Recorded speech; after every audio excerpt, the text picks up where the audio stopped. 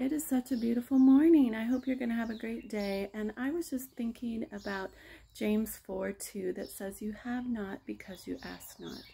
Now that's an interesting passage because it does say sometimes you don't have because you asked with the wrong motive. And it can be intimidating for some people, depending on your personality, to think, then I think that means I shouldn't ask because he's saying I have a wrong motive.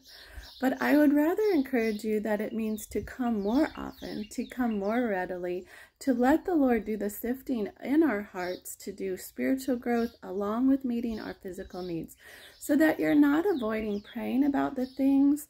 He's saying before that verse, he said, you covet and you're jealous and you kill because you have so much stuff that you want, but you just don't come to me. And yes, I'm going to care about your motives, but I want you to come to me instead of fighting and warring amongst yourself.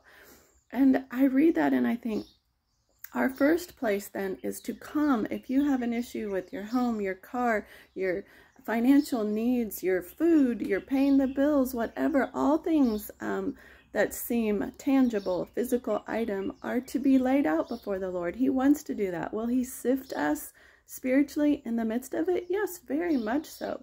But he wants to meet the desires of our heart, the needs of our heart. He wants to make us a kind and generous people.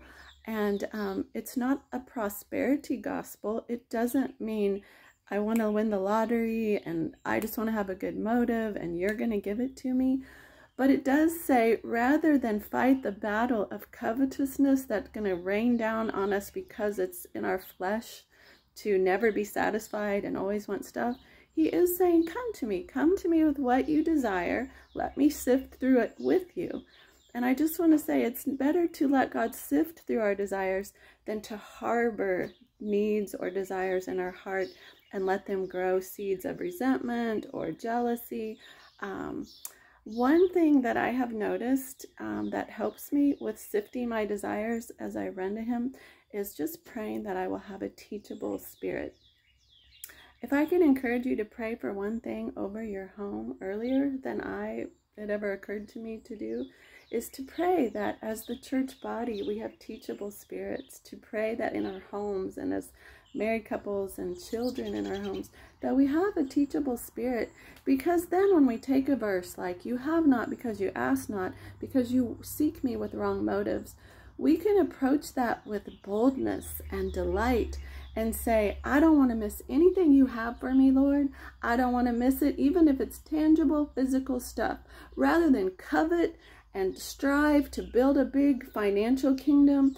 I'm asking you, what do you want for me? What can be the best that I can be to be the most generous Christian I can be?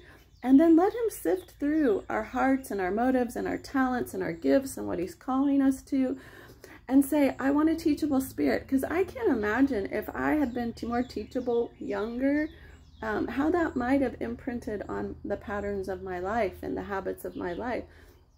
And it's cost me probably something more than I want to think about, that I had years where that didn't cross my mind. So now I think, oh, I have not because I ask not, then let it be a teachable spirit. Let it be a teachable spirit, so that when I pray Psalms 1, that we could be trees planted by the rivers of water that bring forth its fruit in that season, that if that does include financially, tangibly, places where we could take it from being coveting to being, the Lord gives and the Lord takes away. Blessed be the name of the Lord. And let the Lord give, because he's been at work teaching and growing us and filling us, so that when our spirit is surrendered to him, we can trust that his physical needs, the things that we desire, even not needs. Can you hear me? That verse doesn't even just say needs. It says desires. You're coveting, meaning you're desiring something. Maybe that is just food for today. But it can be everything that roars and cries out in us.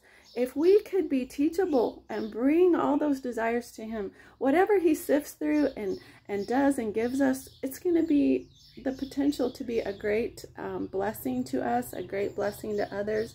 And it's going to enable us to trust him for what that means to ask and receive, that our joy may be full, and also ask and receive not, because he's taking a time to cleanse the motives of our heart.